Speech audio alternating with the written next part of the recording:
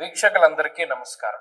November మాసమందు మీ రాశి వారికి ఏ విధమైనటువంటి గ్రహస్థితి ఉన్నది? ముఖ్యంగా నవంబర్ మాసము చాలా కీలకమైనటువంటి మాసం. ఈ మాసమందు అనేక గ్రహాల తాలూకు స్థితిగతులు, ఉదాహరణకి అతిచారంలో ఉండేటువంటి గురువు తిరిగి వక్రగతిని ప్రారంభం చేయడం, చాలా కాలంగా వక్రగతిలో ఉన్నటువంటి శనేశ్వరుడు తన యొక్క వక్రగతిని పూర్తి చేసి మరలా రుజుమార్గంలో సంచరించడం, కుజుని యొక్క స్థితిగతులు, రవి యొక్క మార్పు, ఇలా అన్ని గ్రహాలు కూడా తమ యొక్క స్థానాలని కొంత ప్రభావితం చేస్తూ ఉన్నాయి. ఉదాహరణకి ఈ మాసంలో ఉండేటువంటి గ్రహస్థితిని గమనిస్తే 10వ తారీఖు దగ్గర నుండి బుధుని యొక్క వక్రగతి ప్రారంభమవుతుంది. అయితే ఈ మాసంలో బుధుడు వక్రించి ఉన్న రుజుమార్గంలో ఉన్న తులారాశిలోనే బుధుని యొక్క సంచారం ఉన్నది.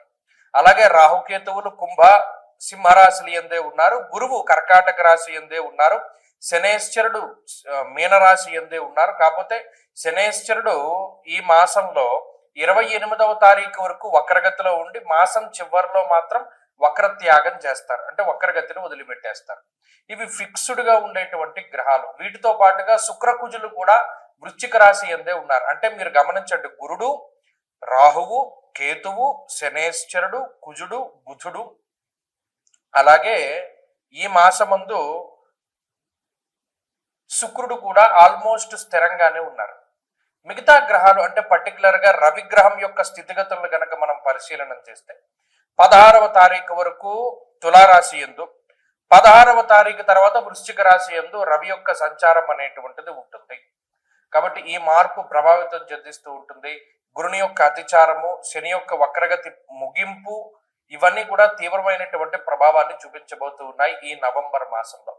కాబట్టి ఇటువంటి గ్రహ సంచారాన్ని అనుసరించి మీ రాశి వారికి ఏ విధమైనటువంటి ఫలితాలు కలగబోతూ ఉన్నాయి అనేటువంటి విషయాన్ని చాలా క్లుప్తంగా ఈ వీడియోలో మనం తెలుసుకునేటువంటి ప్రయత్నం చేద్దాం. కన్యా రాశి వారికి నవంబర్ మాసంలో అద్భుతమైనటువంటి ఫలితాలు ఉన్నాయి, చాలా అద్భుతమైనటువంటి ఫలితాలు.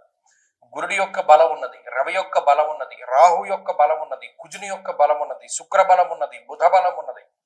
అంటే గమనించండి, ఆల్మోస్ట్ 9 గ్రహాల్లో 8-7 గ్రహాలు అనుకూలంగా ఉండేటువంటి మాసం ఈ మాసమే. ఈ సంవత్సరంలో ఇటువంటి మాసం ఇంకో మాసం రాలా కన్యా రాశి వారి. మొదటి నుండి గమనించండి, జనవరి నుండి మనం గమనించండి, నవంబర్ నెలలోనే 6-7 గ్రహాలు అనుకూలించేటువంటి పరిస్థితులు ఉన్నాయి. ఇందులో ముఖ్యంగా శనేశ్వరుడు మాత్రమే 7వ స్థానంలో కొంత ఇబ్బంది పెట్టేటువంటి గ్రహస్థితిగా మనం చెప్పుకోవచ్చును. ఆయన కొంత ఇబ్బంది పెడుతున్నారు తప్పితే మిగతా ప్లానెట్స్ ఏవి కూడా అంత ఇబ్బందికరమైనటువంటి పరిస్థితుల్లో లేవు. శనేశ్వరుడు 7వ భావంలో ఇబ్బంది పెట్టినా ఎలా ఇబ్బంది పెడుతున్నారు? ఇన్ని గ్రహాల అనుకూలతల మధ్యలో దేశాంతర వాసము, కుటుంబానికి దూరంగా ఉండడము, భాగస్వామికి దూరంగా ఉండడం అనేటువంటి వాటి మీద ప్రభావాన్ని చూపెడతారు. ఇది ఒకందుకు శుభమూలకంగానే జరుగుతూ ఉంటాయి. కొన్ని సందర్భాల్లో భర్తకు చోట, భార్యకు చోట ఉద్యోగం రీత్యా ఉండడం, కుటుంబ పరంగా వేరే చోటకి వెళ్ళవలసి రావడం కన్యా రాశి వారికి ఇది సాధారణంగా ఉండేటువంటి అంశం. కాబట్టి శని కూడా అంత బాధించట్ల ప్రస్తుతం ఉన్న పరిస్థితుల్లో.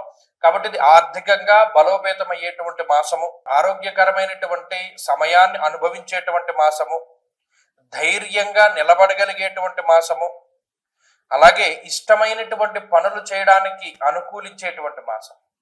ఆరోగ్యం, నిత్య సంతోషం, బంధుమిత్ర సమాగమ అన్నది శాస్త్రం. అటు రవికుజులు 3వ స్థానమందు ఈ మాసంలోనే యోగిస్తూ ఉన్నారు 16వ తారీఖు దాటాక. కాబట్టి ఆరోగ్యాన్ని ఇస్తాడు రవి, ఐశ్వర్యాన్ని ఇస్తారు. ఆరోగ్యం, నిత్య సంతోష, ప్రతిరోజు సంతోషకరమైనటువంటి సమయాన్ని గడపగలిగేటువంటి శక్తిని కూడా ఇస్తాడు.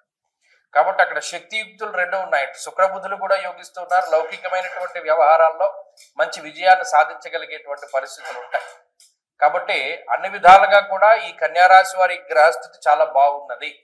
దేశాంతరవాసం చేయడానికి, ఉద్యోగంలో మార్పులు చేయడానికి, ఉద్యోగపరంగా ఉన్నతమైనటువంటి స్థితికి వెళ్ళడానికి, ప్రమోషన్లకి, ట్రాన్స్ఫర్లకి, లేదా ఇంక్రిమెంట్లకి, బోనస్లకి, లేదా అనుకోకుండా మనకి పదవి లభించింది అని అనుకోవడానికి, ఇలా ఆనందదాయకమైనటువంటి వాటికి వేటికైనా సరే వీరికి అవకాశం ఉంటుంది. ఇంకా గురుడు లాభస్థానమందు యశోవృద్ధి బలం తేజ సర్వత్ర విజయ సుఖం అన్నాడు. అంటే ఎక్కడికి వెళ్ళినా విజయాన్ని సంప్రాప్తం చేస్తాడు గురుడు. యశస్సు, కీర్తి ప్రతిష్టలు, ఆర్థిక లాభము, వ్యవహార జయము, ఇవి ప్రత్యేకించి గురుడిచ్చేటువంటి విషయాలు. అంతేకాకుండా శుక్రుని యొక్క బలము చాలా గొప్పది ఈ రాశికి. ఆయన ధనస్థానమందు ఉండి, ఆ తర్వాత బుధుడు ధనస్థానమందు ఉండి అనేక రకాలైనటువంటి అంశాల్లో ధన రాబడిని తీసుకొస్తూ ఉన్నారు. పలానా వ్యవహారం మనం వదిలిపెట్టేసాం, ఇందులో మనకి ధనం రావట్లేదు, లేదు ఇక్కడ స్ట్రక్ అయిపోయే డబ్బులు ఇంకా రావులే మనం వదిలిపెట్టేసాం అనేటువంటి సందర్భాల నుండి కూడా ధనాన్ని తీసుకొస్తారు. అలాగే కొత్తగా ఈ వ్యాపారం ప్రారంభించాం, ఇన్కమ్ సోర్సెస్ పెంచుకుంటూ వెళ్తున్నాం, అనేక రకాలైనటువంటి ఆదాయ మార్గాలు పెంచుకున్నాం, అన్నిటి నుండి డబ్బు వచ్చేటువంటి విధంగా ఈ గ్రహాలు మనకి ఫలితాన్ని ఇస్తూ ఉన్నాయి. కాబట్టి కన్యా రాశి వారికి ఇది చాలా అద్భుతమైనటువంటి కాలము. ఈ నవంబర్ మాసం అలాగే డిసెంబర్ నెలలో కూడా సాధ్యమైనంత వరకు ఈ గ్రహస్థితి పూర్తి స్థాయిలో అనుకూలిస్తుంది.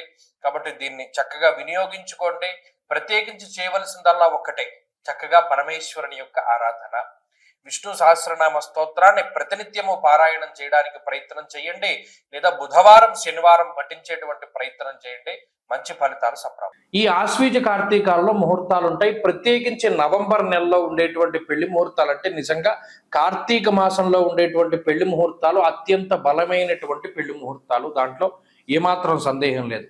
అయితే చాలా మంది నన్ను అంటే ఈ మధ్యకాలంలో నేను ఎక్కువ విన్నాను, ఎందుకంటే ఇప్పుడు ఈ ఆగస్టు నెలలో పెళ్లి కుదుర్చుకుని అక్టోబర్ నవంబర్లో పెళ్లి చేసుకుందామండి, మా వాళ్ళేమో విదేశాల్లో ఉన్నారు, అక్కడ నుండి టికెట్లు బుక్ చేసుకోవాలి, మాకు ఎవరో చెప్పారండి కార్తీక మాసంలో పెళ్లి చేయకూడదుట, కార్తీక మాసంలో పెళ్లి చేస్తే చాలా ఇబ్బందిట, లేదు పెళ్లికేం దోషం లేదన్నారండి, కానీ శుభ కార్యక్రమం ఆ రోజు చేయకూడదు, అంటే గర్భాధానం ఇంకా చెప్పాలంటే ఫస్ట్ నైట్ లాంటివి చేయకూడదుటండి, అలా చేస్తే చాలా అరిస్ట్ అంటది. కార్తీక మాసం అంటే శుభ కార్యక్రమాలు అంటే మన పుణ్యమాసం కదా, మనం గుడ్డు తినం లేకపోతేనేమో నాన్ వెజ్ తినం మానేస్తాం, అలాంటిది మరి ఈ ఫస్ట్ నైట్లు అవన్నీ ఎలా చేస్తారండి, గర్భాధానాదులు ఎలా చేస్తారండి, అందుకనే కార్తీక మాసంలో పెళ్లి చేయకూడదని చెప్పారండి అన్న మాటలు నాకు ఈ మధ్యకాలంలో చాలా వినబడ్డాయి.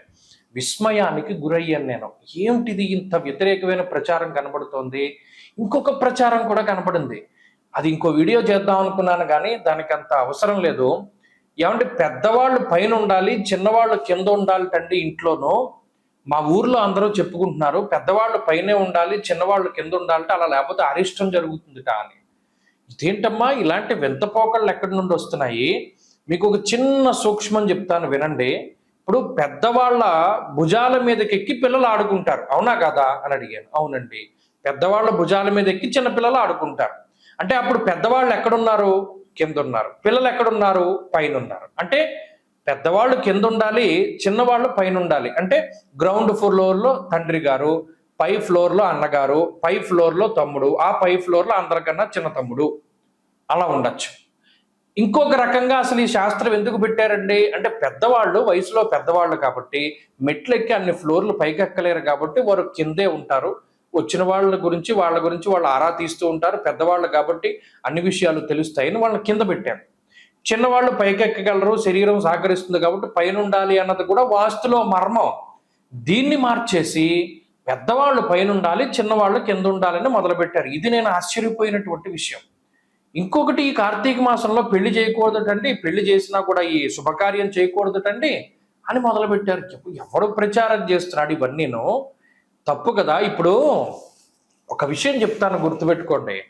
కార్తీక మాసము అన్నది నా కార్తీక సమో మాస, అసలు దాంతో సమానమైనటువంటి మాసం లేదు. దేనికి? దానం చేయడానికి. కన్యాదానంలో ఒక సంకల్పం చెప్తారు, దశా పూర్వేషాం దశా పరేషాం మద్వంశానాం మాతృవంశానాం పితృ నరకాతుత్తీర్య శాశ్వత స్వర్గలోక ప్రాప్త్యర్థం కన్యాదానం అహంకరిష్యే అని చెప్పి ఆ కన్యాదాత సంకల్పం చెప్తాడు. అంటే ఏంటి? ఇటు దశాపూర్వేశాం దశాపరేషాం అంటే 10 తరాల ముందు 10 తరాల తర్వాత ఉన్నటువంటి వాళ్ళు ధరించిపోవడానికి ఈ కన్యాదానం చేస్తున్నాను నేను. సాలంకృత సహిరణ్యోదక కన్యాదానం అహంకరిష్యే, అలంకారం చేసి కన్యాం కనక సంపన్నాం కనకాభరణేర్యుతాం అంటే అంత కనకాభరణాలతో కూడా అలంకారం చేసి దానం చేస్తున్నాను అంటే ఎంత తరించిపోతారు. ఒక బంగారం దానం చేయడమే చాలా కష్టం ఈ రోజుల్లో. అలాంటిది అన్ని కాసుల బంగారము, అంతకన్నా విలువైనటువంటి అమ్మాయిని దానం చేస్తే కలియుగంలో, అందులోనూ కార్తీక మాసంలో ఈ 21 తరాల వాళ్ళు ఎంత తరించిపోతారు. ఈ విషయాన్ని మానేసి కన్యాదానం చేయకూడదు లేదా పెళ్లి చేయకూడదు అనేటువంటి ధోరణి రావడం అనేటువంటిది చాలా పొరపాటు. కాబట్టి అది తప్పు. పెద్దవాళ్ళు పైనుండాలి అన్నది తప్పు. ఈ రెండిటిని కూడా మార్చుకోండి. పెద్దవాళ్ళు కింద ఉండాలి, చిన్నవాళ్ళు పైన ఉండాలి. కన్యాదానం చేస్తే, కార్తీకంలో చేస్తే 21 తరాల వాళ్ళు తరించిపోతారు. కాబట్టి కార్తీక మాసంలో నిరభ్యంతరంగా వివాహాదులు చేసుకోవచ్చును. దానికి ధర్మపరమైనటువంటి కామానికి ఏ విధమైనటువంటి లోపము లేదు, ఏ విధమైనటువంటి దోషము ఉండదు. ఎందుకంటే సృష్టి కార్యం జరగాలి, అది ధర్మబద్ధంగా జరిగితే అసలు బ్రహ్మగారు ఉన్నదే అందుకు, సృష్టి చేయమనే మానవులను సృష్టించాడు. కాబట్టి చక్కగా వివాహాదులు అవి చేసుకోవచ్చును, ఏ విధమైనటువంటి లోపము లేదు. స్వస్తి.